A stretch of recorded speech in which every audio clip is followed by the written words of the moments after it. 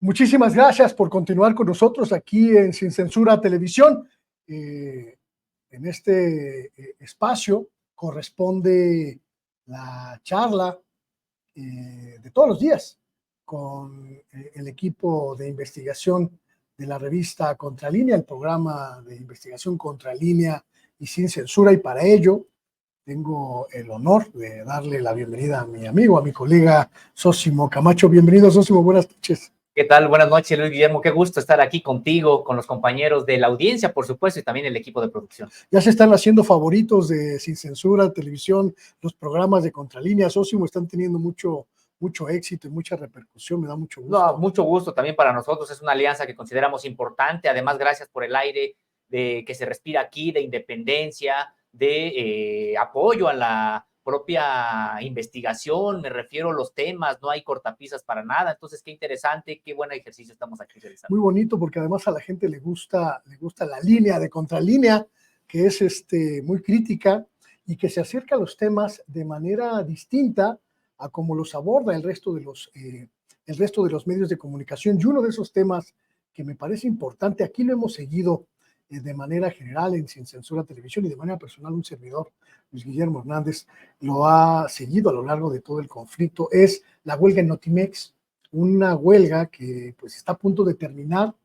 Prácticamente estamos ya asistiendo a los momentos en que el Estado mexicano toma ya la decisión de desaparecer a la agencia de noticias, liquidar a los trabajadores, pero el conflicto sigue.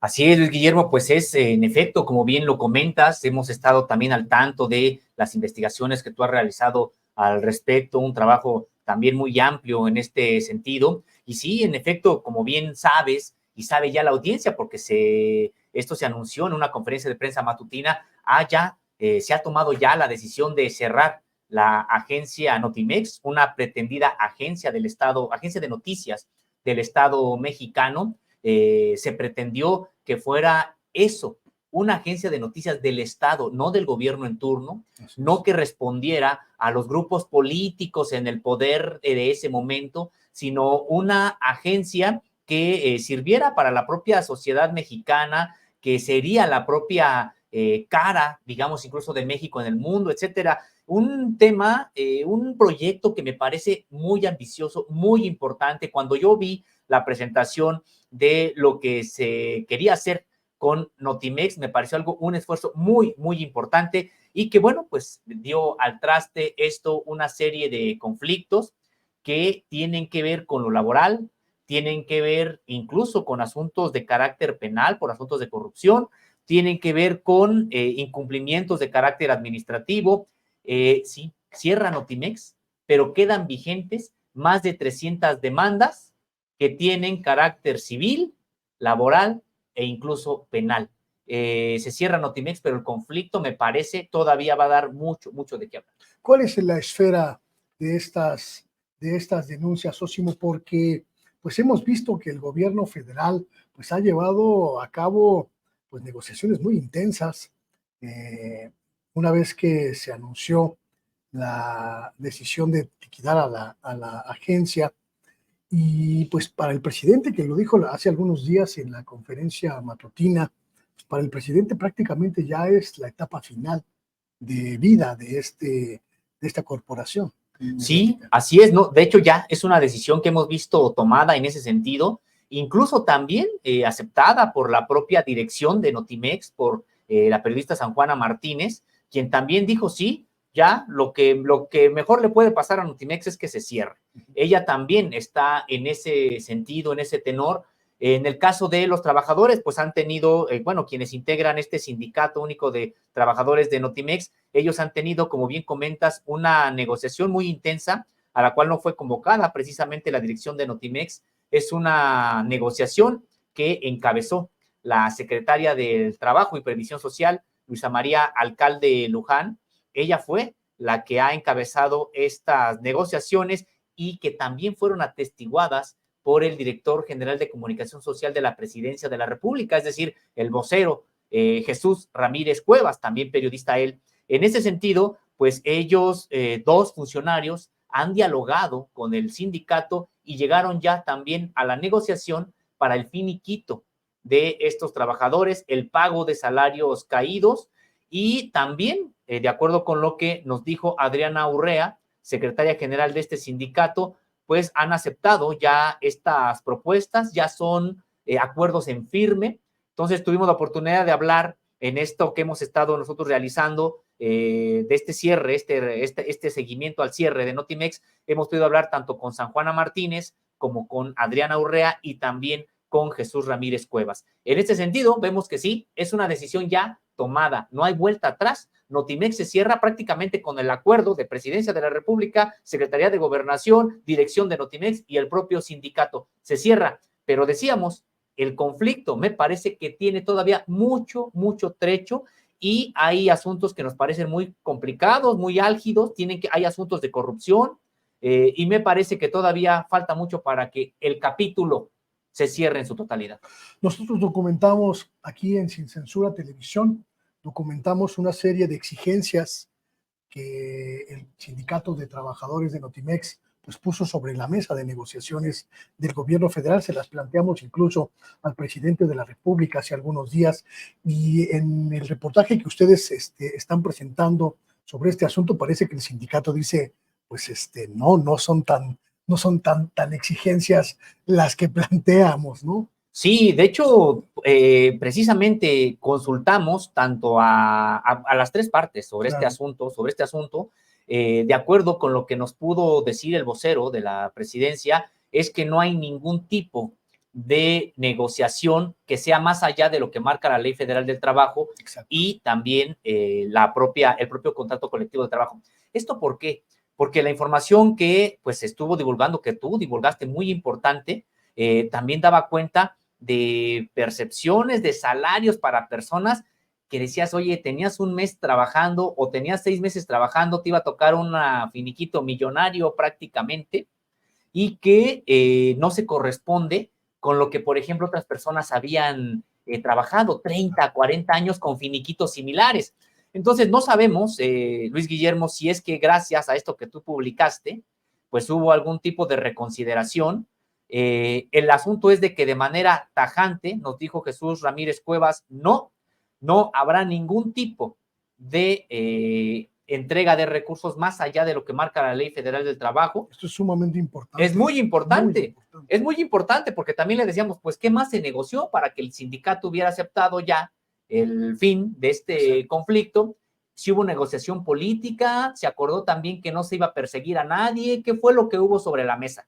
De acuerdo con lo que nos dijo Jesús Ramírez Cuevas, no hubo nada en ese sentido, de acuerdo con lo que él señala. También de acuerdo con lo que nos dijo Adriana Urrea, pues ella dijo, pues no tengo yo incluso manera, por ejemplo, si quisiera, dijo ella, no es el caso, pero si quisiera de pedir algún tipo de retribución, por ejemplo, por Día de las Madres, que es algo que también se estuvo manejando en su caso, dijo, pues simple y sencillamente porque yo no tengo hijos.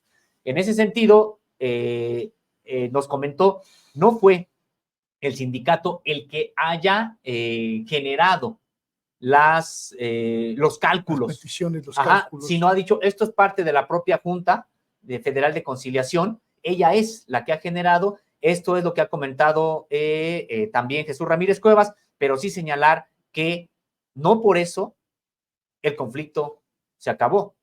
Hay acusaciones en curso muy graves contra el propio sindicato, particularmente contra Adriana Urrea. Ella nos señala que ya todo está concluido, que ya no hay, que todo ha sido ya resuelto prácticamente. Sin embargo, bueno, por la parte de San Juana Martínez, ella nos insiste en que el asunto no está concluido. Hay todavía acusaciones que tiene que enfrentar Adriana Urrea y que las carpetas están abiertas. Este reportaje importantísimo que usted puede leer en Contralínea de esta semana, Notimex cierra, pero continúan más de 300 demandas, es el título para que usted lo busque allí en la página de Contralínea, contralínea.com.mx. Es muy importante también porque pone sobre el papel algunas cosas que aquí se habían comentado, aquí en este espacio, en este programa, las semanas anteriores. Una de ellas, y que me parece que también es muy importante porque Jesús Ramírez se la aclara completamente abierta, de manera completamente abierta a Contralínea, es qué va a pasar con esos nombres de personajes que ya habían recibido sus liquidaciones, como el caso de Martín Takagi, a quien específicamente nos referimos en este espacio hace algunos días. Él fue pues director de comunicación del PRI en la época de Enrique Peña Nieto, salió de Notimex en 2011, demandó a la empresa, recibió su liquidación en 2020 y aparecía otra vez en los listados de esta vez. Y ustedes se lo preguntaron con mucha claridad a Jesús Ramírez y él dijo, pues tampoco, ¿no?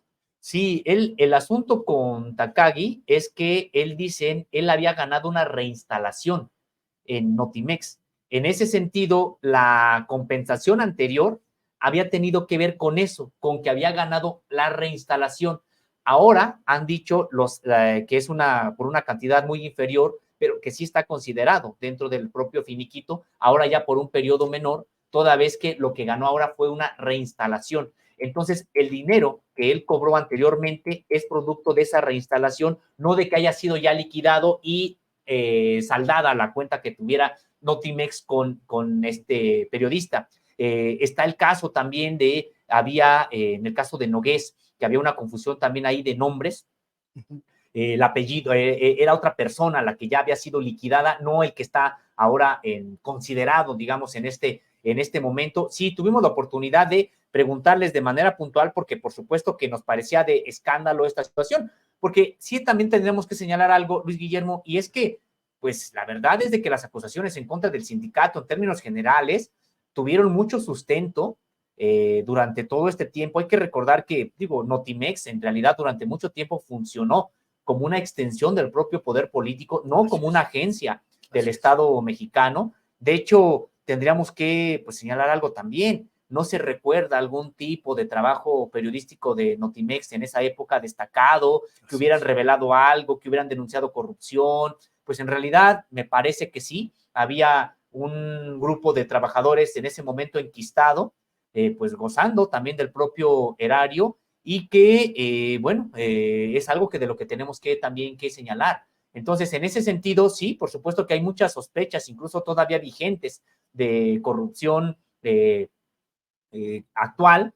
Me refiero a carpetas abiertas hoy que están vigentes y que sí, había mucha duda sobre esto. Por eso, de manera puntual, preguntamos al propio Jesús Ramírez, preguntamos también a Adriana Urrea sobre estos asuntos, entrevistamos también a San Juana Martínez, y me parece que como sea es una pérdida lo que ocurre, porque no se pudo rescatar una infraestructura importante, no se pudo hacer realidad un proyecto periodístico que también me parece muy importante, y se da con muchas rispideces al interior del propio gobierno federal. Eso es algo sumamente grave. Sí, hay una foto, Luis Guillermo, donde aparece Luisa María Alcalde con Jesús Ramírez Cuevas y Adriana Urrea aplaudiendo, pues aplaudiéndose entre ellos, aplaudiéndose por haber, así es, encontrado este acuerdo.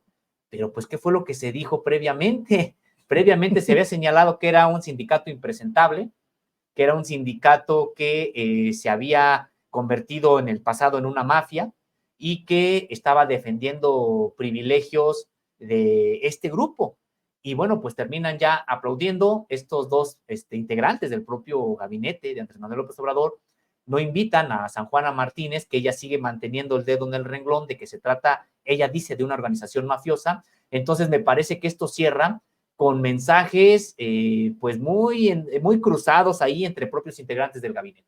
Tengo la impresión, a partir de este reportaje verdaderamente impecable que hizo Contralínea, porque pudo conjuntar a todas las voces, una de las, digo, eso se lo digo aquí a manera de chisme personal, una de las cosas que lamento de este conflicto, pues es que yo esté vetado por el sindicato de Notimex y no pueda acceder a sus puntos de vista, y que estén enojados conmigo en la vocería de la Presidencia de la República y la gente de Jesús Ramírez Cuevas, y tampoco me den espacio para tener sus versiones, pero Contralínea sí lo logró, y me parece muy importante porque creo que es el único medio, lo digo abiertamente y sin lisonja, mi querido Sósimo, que está haciendo ese trabajo de mostrar todas las caras de la moneda. Y en la entrevista que les conceden para este mismo reportaje, San Juana Martínez dice algo sumamente importante. El decreto que ya está firmado por el presidente de la República, que solo falta publicar, pues prácticamente establece que no va a existir nunca más, al menos con este espectro, una agencia de noticias de Estado. Sí, es algo que nos pudo adelantar San Juana Martínez, en el sentido de que dijo, estoy en condiciones de adelantarte que este decreto que se va a publicar establece que no habrá más una agencia de noticias del Estado mexicano. Ella me dice porque la razón de esto es que siempre hay esa tentación de que el grupo en el poder, enquistado en ese momento en el poder, utilice recursos públicos, pues en realidad no para hacer periodismo, sino propaganda, en realidad que se utilice a una agencia con un equipo, una infraestructura, pues para manipular a la propia opinión pública. En ese sentido, por ese peligro, dice, es que ya no habrá una nueva agencia de noticias del Estado mexicano. Y San Juana incluso reflexiona sobre el asunto de la necesidad de que haya. Ella considera que pues ya no, porque incluso hoy hay ya otras maneras de comunicar. Antes estaban pues los grandes medios corporativos y no había manera de informarse fuera de ellos. Por eso probablemente en algún momento era importante que hubiera también un medio grande de carácter público. En su momento el ejemplo de la BBC, que también habría que ver en lo que devino, pero bueno, está el ejemplo de la BBC. Y nos dice San Juana Martínez, hoy hay redes sociales, hoy hay medios que están emergiendo en otras plataformas, se le ha dado la vuelta ya al control mediático que ejercían grupos empresariales. Entonces ella también considera en ese sentido que ya no es necesaria que exista una agencia del Estado mexicano. Y es importante sí destacar esto que podemos ahora señalar. El decreto que se publicará contiene incluso de manera escrita, ahí se asienta que no habrá alguna vez en el futuro una agencia del Estado mexicano. Esto desde la postura política, desde la comunicación política puede ser quizá adecuado, pero nosotros que somos periodistas quizá no lo veamos de esa manera. Incluso el reportaje que ustedes publican me da la impresión de que tampoco les parece una buena decisión esto de que no exista una agencia de noticias. Sí, realmente es una pérdida. Sí, yo también lo creo, Luis Guillermo. Yo creo que se pueden hacer muchas cosas desde el Estado, que le des la vuelta. Es más fácil que en agencias del Estado haya la oportunidad de hacer trabajos o más bien una edición plural de los propios trabajos, que se le dé voces a los distintos espectros de la política mexicana, de las posiciones ideológicas, los trabajos culturales. ¿Por qué? Porque desde el Estado atiendes más al interés general y no a las ganancias, meramente al utilitarismo de la empresa privada que está muchas veces muy metida en ese sentido. Entonces, a mí me parece que sí es una oportunidad que se pierde. Hay ejemplos que en su momento hemos tenido, buenos ejemplos, en su momento el Canal 22, igual el Estado profundamente autoritario, cosas que sabíamos que ocurría, pero sabías que podías encontrar una alternativa importante en Canal 22 o en su momento en Canal 11, etcétera. Me parece que hacer una agencia del Estado, de noticias del Estado mexicano, que pudiera hacer periodismo de investigación, que pudiera tener una fortaleza cultural, periodismo social. Exacto. O sea, me parece que sí es, yo lo veo como un fracaso de la propia administración actual. Creo que es uno de los fracasos en el sentido de que se cierra, por un lado, se cancela esa posibilidad y por otro, el conflicto no se resuelve. Claro. O sea, finalmente el conflicto va a quedar ahí. A mí me parece también importante que se hubiera podido, ojalá todavía se pueda, pues llamar a rendición de cuentas a antiguos directores de Notimex, a antiguos líderes del propio sindicato de Notimex, porque también tendríamos que señalar esa parte. Yo no estoy acusando que digamos que en términos generales todos los trabajadores afiliados a Notimex tuvieran algún tipo de actividad irregular. Pues por supuesto que no, hay secretarias también, hay trabajadores incluso que no necesariamente son periodistas, pero incluso también periodistas que pudieran haber hecho un trabajo honesto, limpio, íntegro. Sí, por supuesto, pero tampoco podemos cerrar los ojos a que decir el sindicato de Notimex, sobre todo en periodos anteriores, guardando las proporciones por el número de personas, pero era muy fácil también vincular o pensar en sindicato como el ferrocarrilero, sindicatos como el petrolero, etcétera. Es decir, me parece que también tendrían que rendir cuentas claras, sobre todo las direcciones anteriores, secretarías generales del propio sindicato, y también las direcciones generales de Notimex, sobre todo las anteriores. Una de las grandes aportaciones de este reportaje, que invito efusivamente a leer, es quizá esta conclusión que tú nos sintetizas, Sosimo. Las posiciones prácticamente irreductibles de la lideresa sindical, Adriana Urrea, y de la directora de Notimex, San Juana Martínez, que chocaron desde el primer momento y que no hubo manera de ninguna circunstancia de acercar ni mínimamente. Para San Juana Martínez, el sindicato es el símbolo de la corrupción. Para el sindicato, San Juana Martínez es el símbolo del autoritarismo y los excesos administrativos. Y al final, quien pierde es la sociedad mexicana, porque pierde una agencia que, si bien estaba corrompida hasta su raíz, pudo ser útil para esta cuarta transformación. Sí, me parece que de hecho pudo haberse convertido en una opción informativa para las propias personas con un trabajo de honestidad profundo, etcétera, pero que la verdad es de que pues no se llegó a eso, y sí pierde la sociedad, y yo creo que también pierde al interior un grupo en el propio gabinete de la República y triunfa otro. Nosotros ya anteriormente nos habíamos metido también a este tema de Notimex cuando empezó el conflicto, y dábamos cuenta de cómo había posiciones al interior del propio gobierno federal con una posición distinta ante este mismo fenómeno. Y señalar, pues Notimex prácticamente tuvo, el Subnotimex tuvo prácticamente, pues digamos que un trato asequible con la Secretaría del Trabajo mientras la encabezó Luisa María Alcalde Luján. Ahora que Luisa María Alcalde Luján es la secretaria de Gobernación, es cuando el sindicato alcanza también este acuerdo. Me parece que la posición que siempre mantuvo la secretaria, Luisa María Alcalde, fue la que terminó por imponerse en este conflicto. De hecho, mucho se señaló que, bueno, el papá de Luisa María Alcalde, Arturo Alcalde Justiniani, pues era un asesor destacado del sindicato. El sindicato lo ha negado, ha dicho que no es así, que no es uno de sus asesores principales. Sin embargo, siempre pesó esta posibilidad de conflicto de interés. Hoy, bueno, pues ya se ha saldado, me parece que con el triunfo de quienes al interior del gabinete tenían la visión sobre Notimex como Luisa María Alcalde, y aquellos que tenían una visión distinta de, pues sí, de prácticamente romper cualquier tipo de diálogo con el sindicato, bueno, pues ya terminaron perdiendo. Me parece que es elocuente esta fotografía de los aplausos. Al mismo tiempo, entiendo que el presidente de la República dice ya, me desembarazo de un conflicto que no quiso heredar a la siguiente administración, que todo indica será de Claudia Sheinbaum.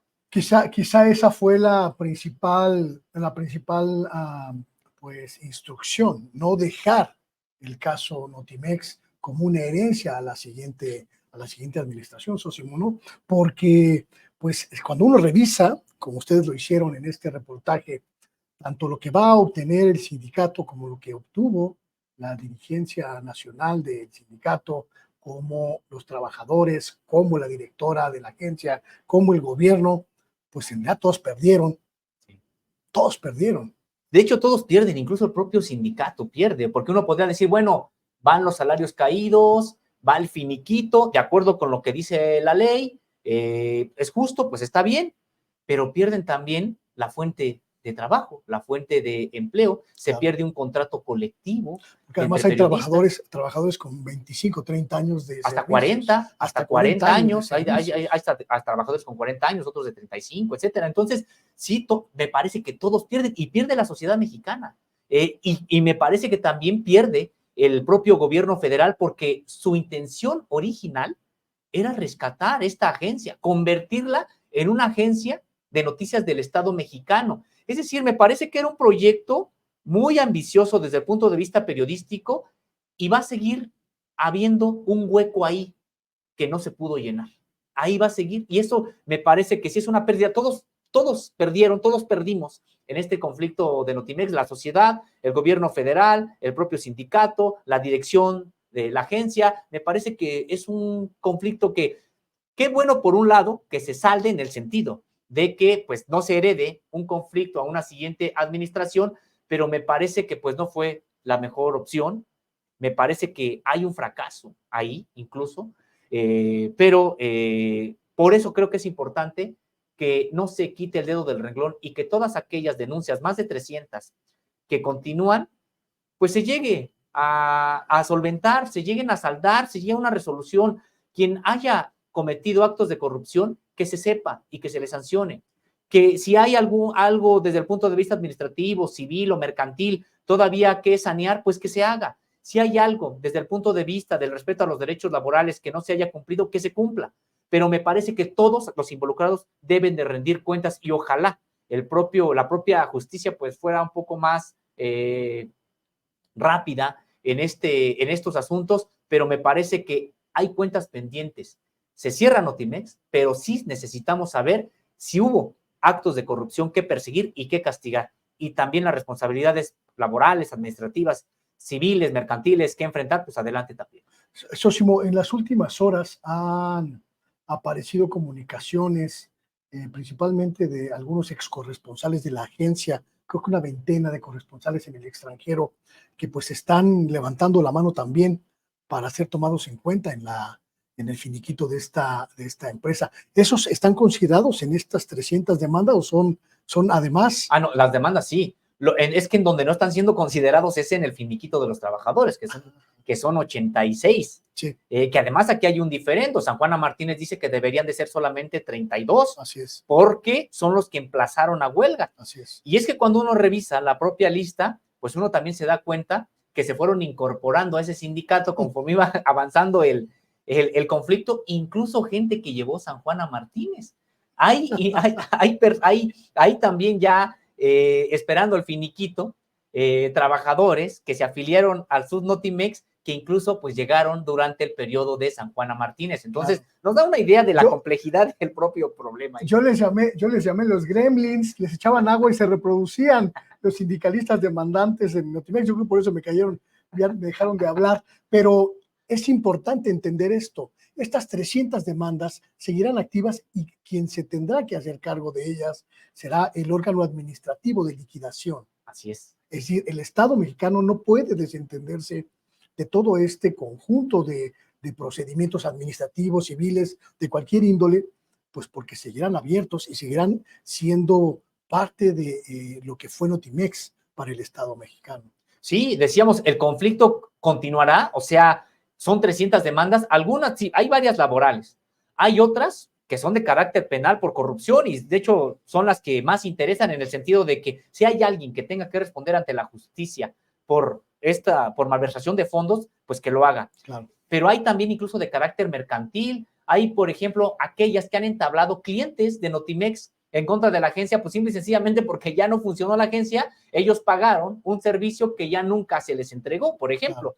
Están también de proveedores, demandas de proveedores contra el propio Notimex, etcétera. Entonces, decíamos, son muchas denuncias que tendrá que enfrentar el organismo que se haga cargo de la liquidación de Notimex. Y en ese sentido, decíamos, pues se trata de una pérdida para todos y sería también importante, pues que dieran la cara a aquellos, el anterior líder sindical, Conrado García Velasco, sería importante que también diera la cara por estos hechos y por supuesto que el anterior director de Notimex, Alejandro Ramos, y señalar esa parte también, o sea, importante que se cumplan los derechos laborales, que se le cumpla al propio sindicato, pero también me parece que hacer una crítica al propio sindicato, a los propios trabajadores, en el sentido de que, bueno, pues durante mucho tiempo Notimex fue meramente una extensión del propio poder político, no había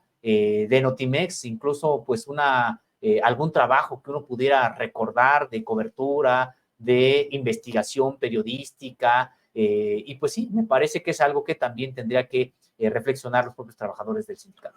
Pues ahí está, le vuelvo a invitar a usted que nos ve, que nos escucha en esta mesa de investigación contra línea y sin censura, a que se acerque al número más reciente de la revista Contralínea, para que vea este reportaje interesantísimo. Le digo, a mí me da envidia de la buena ver que ellos sí pueden hablar con todos los actores, yo no, porque algunos me escupen a la cara y otros hasta me avientan a sus perros. Entonces, pues léalo, es creo que lo más integral que se ha hecho en torno de este conflicto en los medios mexicanos, y eso es algo que se le reconoce a los colegas de Contralínea. Bueno, y otro tema, mi querido Sósimo, ustedes están siguiendo en cobertura especial lo que está ocurriendo en Medio Oriente. Están, como prácticamente todos, intentando entender un conflicto pues ancestral, que es político, que es étnico, que es religioso, que es cultural y que tiene al mundo pues prácticamente en vilo. Me refiero al conflicto entre Palestina e Israel. Así es, Luis Guillermo, pues se trata de un tema que genera mucha tristeza, pero también mucha indignación. Es un tema que es complejo, por supuesto que es complicado, ya lo dices, son muchas décadas, y si nos vamos a la historia, pues incluso hasta siglos de confrontación ahí en esta parte de Oriente Medio, pero centrémonos en lo que ha ocurrido en las últimas décadas y lo que está ocurriendo hoy allá en Israel y Palestina. Me parece, Luis Guillermo, que se trata pues de un genocidio en curso, de un genocidio que incluso está contando con el aval del grueso de la comunidad internacional. Hemos escuchado a el primer ministro de Israel prácticamente ordenar crímenes de guerra sin que el mundo se asombre por ello, sin que prácticamente alguien cuestione, por ejemplo, el bombardear a edificios, el bombardear barrios civiles. Imaginemos esta orden, si viniera de algún otro actor, me parece que el mundo pegaría el grito en el cielo, pero esto que se está anunciando, prácticamente una tierra arrasada, está ocurriendo en estos momentos, y el mundo está guardando silencio, el mundo ha atinado solamente a decir que la paz, que hay que abogar por la paz, algunos, otros incluso condenando solamente a Hamas por esta guerra, cuando me parece que hay muchas responsabilidades del lado israelí, y me parece, Luis Guillermo, que lo más triste son las ya pues miles de personas civiles muertas, y dentro de ellas decenas de mujeres, niños y ancianos palestinos que están siendo, pues sí, víctimas de estos bombardeos. Un tema muy complejo, Luis Guillermo, pero a mí me gustaría detenerme en algo. Quien está violando el derecho internacional desde hace 70 años es Israel. Hay resoluciones claras de la ONU, porque uno podría decir, bueno, eso según quién. Bueno, pues me voy a permitir leer nada más la resolución 242 de la ONU, que fue adoptada por unanimidad en el Consejo de Seguridad el 22 de noviembre de 1967, y dice que la instauración de una paz justa y perdurable en Oriente Medio pasa, y lo digo de manera textual, literal, por la retirada del ejército israelí de territorios ocupados durante el reciente conflicto, y el respeto y reconocimiento de la soberanía y la integridad territorial y la independencia política de cada estado de la región y su derecho a vivir en paz dentro de sus fronteras. Pues después de esto, el ejército israelí no solamente no regresó a las fronteras previas a este conflicto, sino que avanzó y ha reducido hoy a Gaza y a Cisjordania a dos pequeños manchones dentro de lo que ya ellos se han apoderado como territorio israelí. Entonces me parece importante pues también dar a conocer esta visión que muchas veces está fuera del grueso de los medios de comunicación, pero sí señalar que quien tiene, me parece, la principal responsabilidad en esta guerra, pues es el Estado israelí. La postura del primer ministro de Israel, Benjamin Netanyahu, Sósimo, ha sido señalada por muchos medios occidentales como una postura de defensa del derecho de Israel a defender sus fronteras. Y la pregunta es cuáles son las fronteras de Israel, y ese parece ser pues el centro del conflicto, una circunstancia que en algunos casos puede ser leída como pues un abuso por parte de los gobiernos israelíes o por un abuso de la comunidad internacional que cierra los ojos ante los constantes avances territoriales israelíes en lo que tendría que ser el territorio palestino. Pero parece que es un conflicto donde pues no hay malos para la comunidad internacional, no hay bombas para la comunidad internacional, excepto aquellas que lanza el grupo palestino Hamas. Es que es impresionante asistir a tal nivel de ceguera a veces y inducida. Tendríamos que señalar algo también, Luis Guillermo. ¿Por qué los los gobiernos poderosos se ponen del lado del poderoso, en este caso que es Israel? Pues tendríamos que señalarlo. Pues la comunidad judía es de la más poderosa que puede existir en cualquier país. Son personas con mucho dinero, con mucha capacidad de influencia, y en ese sentido prácticamente pues hacen acallar las demás voces, porque es muy claro el asunto. El poderoso aquí, el abusador, es el Estado israelí. El Estado israelí cuenta con el tercer ejército más poderoso del mundo, solamente detrás de Estados Unidos y de Rusia. El ejército israelí es el tercer ejército más poderoso del mundo. ¿Y frente a quiénes se enfrentan? Frente a formaciones guerrilleras que ni siquiera logran constituir un ejército regular de Palestina.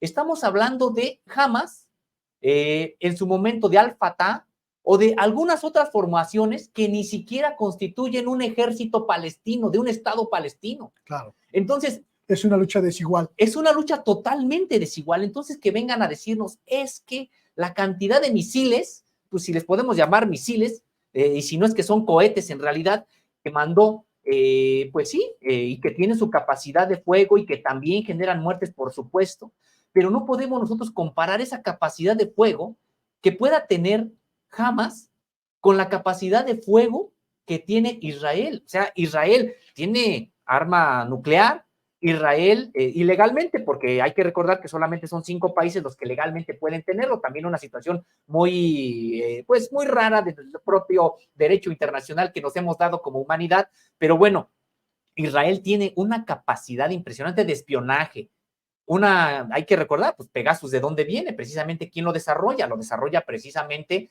el Estado israelí. Entonces, en ese sentido, se trata de una lucha totalmente desigual. Y además, cuando ha pasado ya algo, Luis Guillermo, cuando estos territorios de los palestinos han sido ya reducidos a su mínima expresión, diariamente hubiéramos podido ver antes de este conflicto cómo trascabos conducidos por integrantes del ejército israelí iban a tirar casas, a tirar barrios de civiles palestinos y empezar a empujarlos a estas zonas. Prácticamente estamos hablando de apartheid. Eso es en lo que se ha convertido ya todo este territorio. Apartan a los palestinos a unos reductos ya muy localizados en Gaza, en Cisjordania, pero prácticamente les han arrebatado ya el territorio. Ahora que ellos, en esta práctica, no sé si sea el último grito que esté dando el pueblo palestino con esta incursión que hicieron, pues vemos entonces la respuesta de Israel. Lejos de que la comunidad internacional se pregunte, a ver, ¿por qué Israel está fuera de sus fronteras que marca la propia resolución de la ONU? No, inmediatamente, supuestamente cerrando filas ante el terrorismo de Hamas, cerrando filas con Israel, azuzando más la guerra, cuando lo que tendría que estar haciendo hoy la comunidad internacional es obligar a las dos partes a sentarse, a parar la guerra, a parar este genocidio, porque ahorita vemos esta respuesta ya de Israel que desproporcionada, que ya ha generado pues cientos de muertes civiles. Y lo que viene, ya dijo Netanyahu que no van a parar, que van a terminar esta guerra y que van a borrar a Hamas de la faz de la tierra. Cuando él dice borrar a Hamas de la faz de la tierra, pues está diciendo borrar de la faz de la tierra prácticamente a Palestina, y no porque Palestina sea toda Hamas, pero ellos así lo ven, como un símil, una equidad en ese sentido. Entonces me parece, Luis Guillermo, que la humanidad, hoy el mundo, está asistiendo a un genocidio, incluso hasta televisado, y prácticamente no se está haciendo nada. ¿Qué te dice la comunidad internacional, mi querido Sósimo, cuando vemos los principales monumentos, las principales edificaciones de Occidente iluminadas con la bandera israelí, en Francia, en Italia, en Estados Unidos, en América Latina incluso, monumentos, edificios simbólicos del mundo, todos pues solidarizándose con el pueblo israelí y prácticamente nadie señalando la circunstancia del pueblo palestino? Sí, es parte de esta indignación, decíamos, que genera, porque, pues sí, cada quien puede apoyar, digamos, la posición que considere. Aquí el asunto es que hay una propaganda, una maquinaria de propaganda muy bien aceitada, muy importante, que no solamente pasa por Israel, sino por Estados Unidos, por Europa. Decíamos, los grandes intereses económicos que tienen las comunidades judías en cada país, y me parece que eso es lo que anima esta supuesta solidaridad. Yo creo que muchos que se han incluso solidarizado con Israel ni siquiera saben exactamente de qué va el conflicto, con qué se están solidarizando. Me parece que es muy claro que el Estado israelí, porque también habría que señalar, no es la propia población israelí, también, por supuesto, que hay que solidarizarse con las propias víctimas israelíes de este conflicto. Yo no estoy metiendo en el mismo caso, en el mismo saco a todos, creo que eso es importante señalarlo. A quien estamos criticando de manera clara, contundente, es al Estado israelí, que es el poderoso, el tercer ejército más poderoso del mundo, que está bombardeando en estos momentos a poblaciones civiles de Palestina bajo el pretexto de que previamente fueron atacados. Sí, nos solidarizamos también con las muertes civiles israelíes, también son absurdas esas muertes. Aquí el asunto es de que hay una política de Estado que está provocando este conflicto. El gobierno israelí ultraderechista, profundamente anti-árabe, está generando también esta situación. No habría una respuesta de Hamas y de cualquier otra formación palestina si no los hubieran metido ya prácticamente a reductos, a apartheid, como está ocurriendo. Entonces, y me parece que no tendría ningún tipo de autoridad moral, en este caso Hamas o cualquier formación en Palestina, de lanzar un ataque si hubiera pues un diálogo, si la comunidad internacional volteara a ver cada que están tirando barrios civiles palestinos, cada que Israel tira barrios civiles palestinos. Entonces, me parece, Luis Guillermo, que poco abona también la posición de estos liderazgos en Europa y en Estados Unidos. Ha sido más sensata la propia posición de China, donde China ha llamado pues al diálogo y a que ambas partes cesen el fuego y entonces sí se metan a discutir qué es lo que está pasando en Oriente Medio. Me preguntaba ayer, me preguntaba hace unos días una persona, ¿por qué tenemos que ocuparnos y por qué tenemos que entender un conflicto social, étnico, religioso, político, como usted lo quiera ver, que está tan lejos de nuestra realidad y está tan lejos de nosotros? Yo le decía, es que no está tan lejos en realidad, porque también simboliza este mundo que está controlado por corporaciones mediáticas que inducen a que pensemos de una manera, por corporativos multinacionales que exigen que seamos de una manera y por naciones poderosas que controlan al mundo y que quieren que seamos de cierta manera. Y quizá esto que comentas del el poderío occidental que se sintetiza en el apoyo a Israel, pues sea la prueba más fehaciente de estas circunstancias. Sósimo, el mundo tiene dueños y esos dueños pues están dirigiéndonos a pensar como ellos quieren. Sí, es muy importante, me parece, Luis Guillermo, esta pregunta, porque no está tan lejos. Somos humanidad. Lo que les pasa a ellos nos pasa a nosotros. porque estamos acudiendo, decíamos, a un genocidio, a la muerte de todo un pueblo. Ni siquiera estamos hablando de personas, que ya de suyo sería muy duro estar hablando del asesinato de personas. Estamos hablando de un genocidio, del fin de una cultura incluso a manos de otra. Es impresionante, pero de ese tamaño es a lo que estamos asistiendo. Y cuando dicen, es que está muy lejos, no, somos parte de la misma humanidad. Y esto me hizo recordar este poema de John Donne. Recordarás que incluso es un epígrafe de Por quién doblan las campanas, este poema, y dice, solamente voy a permitirme aquí leer la última parte. Ninguna persona es una isla, la muerte de cualquiera me afecta, porque me encuentro unido a toda la humanidad. Por eso, nunca preguntes por quién doblan las campanas, doblan por ti. Me parece que esto es algo, sí, es simple y sencillamente, en primer lugar, sensibilidad humana frente a lo que está ocurriendo. Y en segundo lugar, Luis Guillermo, ya te referías tú también a esto. Imaginemos que hay un país que puede apoderarse del territorio de otro y acabarlo, exterminarlo. No podemos permitirnos como humanidad eso, y también genera pues conflictos geopolíticos. ¿Qué viene entonces después? Imaginemos, estamos en una situación muy complicada, porque si hay una respuesta de Irán hacia Israel, Israel devuelve la respuesta hacia Irán o Siria, o Líbano, ya no va a implicar solamente a estos países. En el caso, empezar a implicar, por ejemplo, a la India.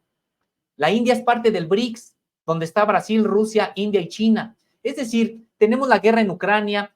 Me parece que estamos en un momento geopolítico muy complicado, tipo la crisis de los misiles en su momento, es decir, de desatar una conflagración incluso internacional de grandes proporciones, mundial. Entonces, de entrada, la primera parte, la cuestión de que no podemos permitir un genocidio por humanidad, porque somos parte de la humanidad. Y segundo, no estamos tan lejos tampoco, porque lo que puede venir es una conflagración internacional más amplia, a la cual ya no se pueda sustraer ninguna nación, que digas, nosotros somos neutrales, no vamos a participar. Pues puede ocurrir una conflagración incluso nuclear o de grandes proporciones, que aunque no te metas, de todas maneras, te va a afectar. Sí, es impresionante. A mí me parece que es un tema que debería de ser tratado con más seriedad en los medios de comunicación, que inmediatamente, a bote pronto, se solidarizan con Israel. Qué bueno que lo hagan, pero ojalá se solidaricen con las víctimas de ambos bandos. Y me parece que tendremos que obligar al gobierno israelí, al Estado israelí, a que acate la ley, a que acate la resolución 242 de la ONU, que dice, tiene que regresar a sus fronteras. No puede estar ocupando y ocupando y ocupando y prácticamente metiendo en una parte a los palestinos. ¿Cómo podemos evaluar, Sósimo, la postura del gobierno mexicano?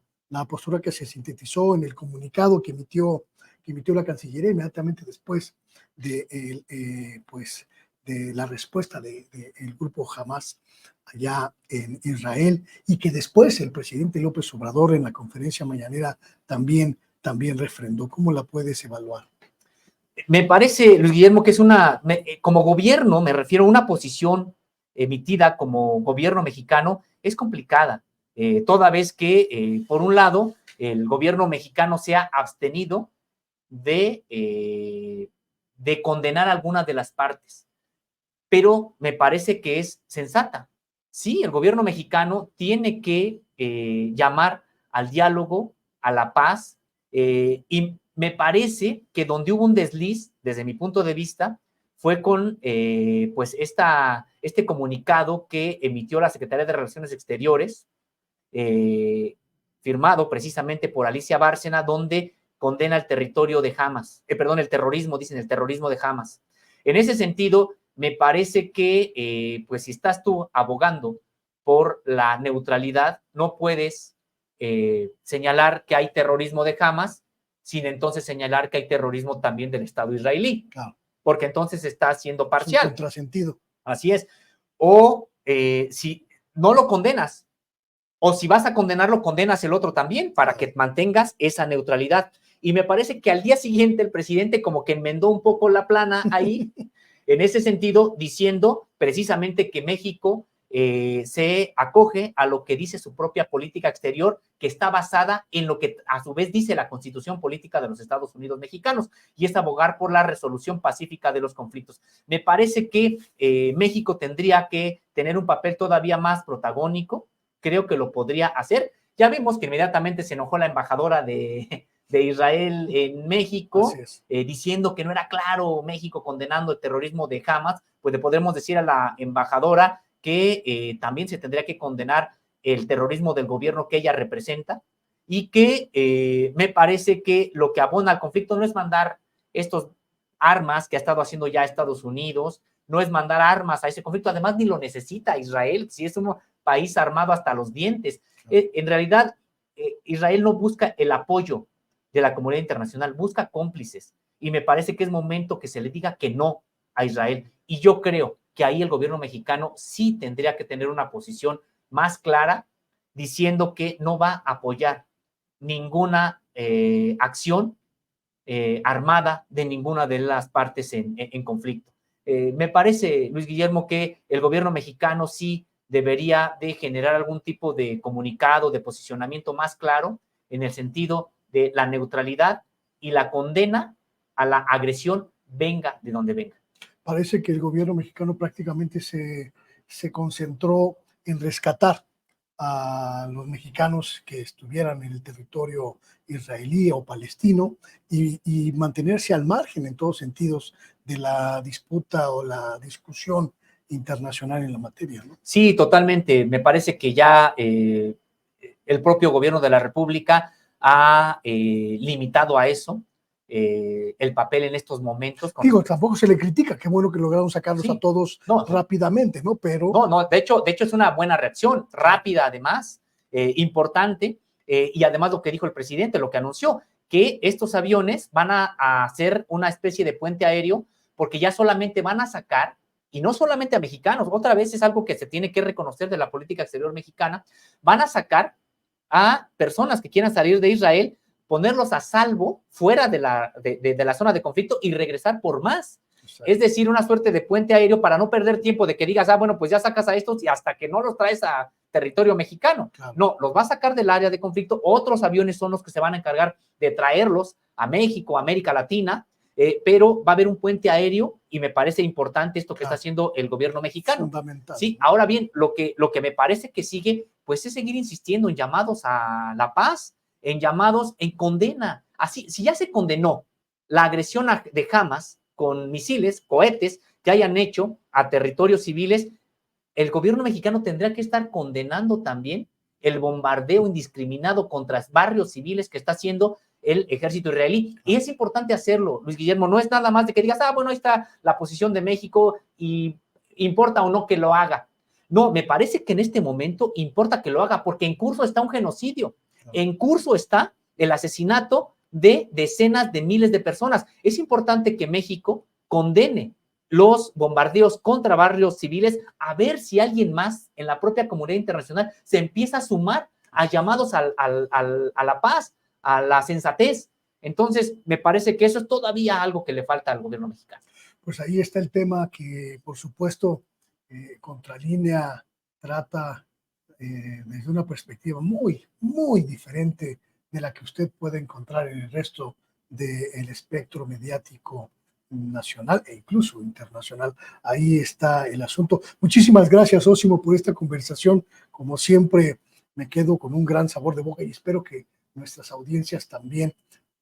Pues nada más, nos resta despedirnos y que nos compartan las redes de Contralínea. Pues muchas gracias, Luis Guillermo, muchas gracias a todo el equipo de Sin Censura, gracias a la audiencia, es un placer, es un gusto estar contigo, dialogar con Luis Guillermo, siempre es un placer, igual que con los demás compañeros de Sin Censura. Sí, estamos en www.contralinea.com.mx, tenemos un noticiero que transmitimos por nuestro canal de YouTube y de Facebook, estamos ahí de lunes a viernes en punto de las 10 de la mañana y hasta el mediodía. También les invitamos a la mesa de análisis Contralínea, Contradebate, los lunes, miércoles y viernes de 1 a 2, y por supuesto les invitamos a que nos acompañen aquí de lunes a viernes en punto de las 8 de la noche en la mesa Contralínea Sin Censura.